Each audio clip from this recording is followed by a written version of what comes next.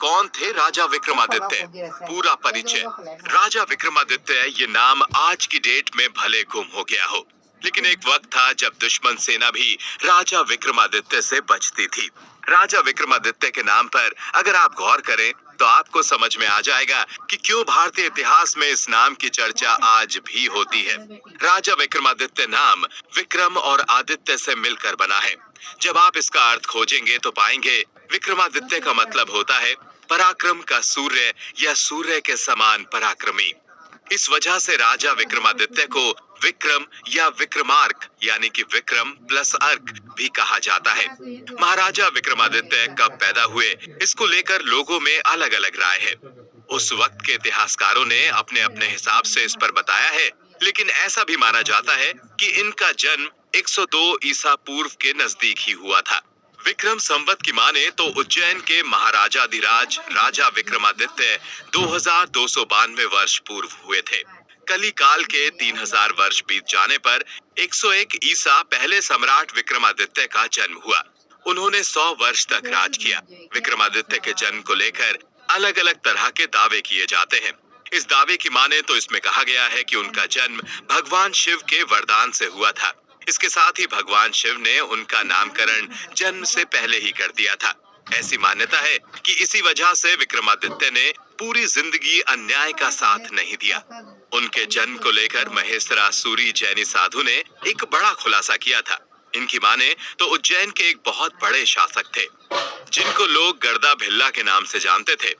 लेकिन एक दिन उन्होंने अपनी पावर का गलत इस्तेमाल किया और एक सन्यासिनी का अपहरण कर लिया था। हालांकि सन्यासिनी का भाई अपनी बहन को बचाने के लिए शक शासक के पास मदद मांगने के लिए गया। इसके बाद शक शासक ने उसकी पूरी मदद की और इसका नतीजा ये हुआ कि गर्दा भिल्ला से जंग करके शक शासक ने उस सन्यासिनी को रिहा करवा लिया। इसके बाद गर्दा भिल्ला को जंगल में छोड़कर चले आते हैं, जहां पर गर्दा भिल्ला को जंगली जानवरों ने अपना शिकार बना लिया। महेश्वरासुरी जैनी साधु के अनुसार विक्रमादित्य उसी गर्दा भिल्ला के बेटे थे। वहीं दूसरी तरफ शक शासकों को अपनी पावर का अंदाजा लग चुका था। इसके बाद शक शासकों ने एक प्लानिंग के तहत अपने शासन को आगे बढ़ाने के लिए दूसरे राज्यों में अटैक करना शुरू कर दिया और अपने साम्राज्य का विस्तार किया। उधर विक्रमादित्य अपने पिता के साथ हुए अन्याय से अनजान थे, लेकिन जब उनको पता चला कि शक शासकों ने उनके पिता के साथ अच्छा बर्ताव नहीं किया था और उनको जेल में बंद किया था, इतना ही नहीं उनको जंगल में छोड़ दिया था ताकि जंगली जानवर उनके पिता को अपना निवाला बना ले।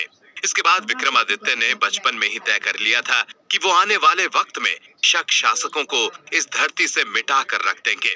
कुछ इतिहासकारों की माने तो उस समय उज्जैन के राजा भृतहरि ने राज छोड़कर श्री गुरु गोरक्षनाथ जी से योग की दीक्षा ले ली और तपस्या करने जंगलों में चले गए।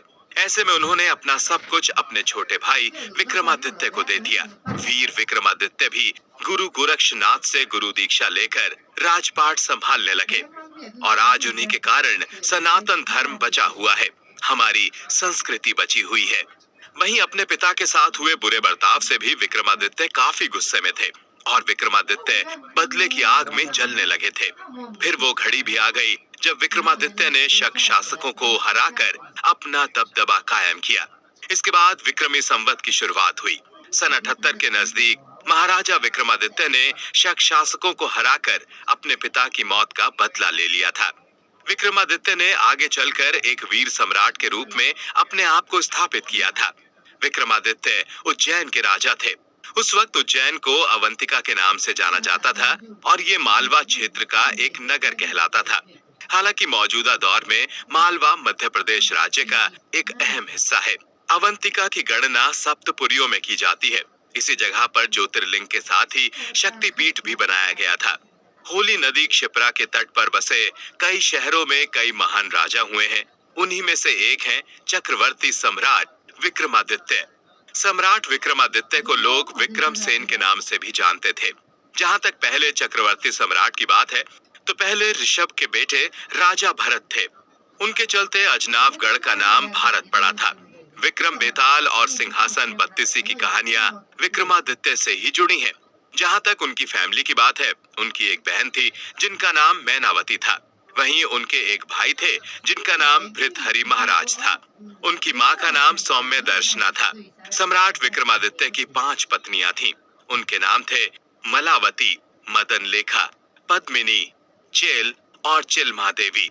सम्राट विक्रमादित्य के 2 बेटे विक्रमचरित और विनयपाल थे, जबकि उनकी 2 बेटियां विधोत्तमा तथा वसुंधरा थीं।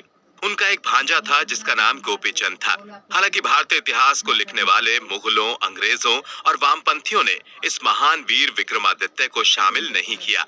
इतना ही नहीं, उनके जुड़े इतिहास को मिटाने में भी कोई कसर नहीं छोड़ी गई। राजा विक्रम का भारत की अलग अलग भाषाओं जैसे संस्कृत, प्राकृतिक, अर्थ मांगती, हिंदी, गुजराती, मराठी जैसी लैंग्वेज में कई किताबों में जिक्र मिलता है। उनकी वीरता, उदारता, दया, क्षमा आदि गुणों की अनेक कथाएं भारतीय साहित्य में भरी पड़ी हैं। विक्रमादित्य से जुड़ी जानकारी को छिपाया गया और लोगों को गलत जानकारी दी गई, लेकिन सच तो कुछ और था। विक्रमादित्य उस दौर में सबसे महान व्यक्ति के तौर पर देखे जाते थे। उनकी बाजुओं में इतनी ताकत थी कि उनका शासन न सिर्फ भारत बल्कि अरब और मिस्र तक फैला था और पूरी दुनिया में वीर विक्रमादित्य की चर्चा होती थी। विक्रमादित्य अपनी नॉलेज, बहादुरी और जस्टिस के लिए मशहूर रहे हैं। उनके दरबार में नवरत्न रहते थे।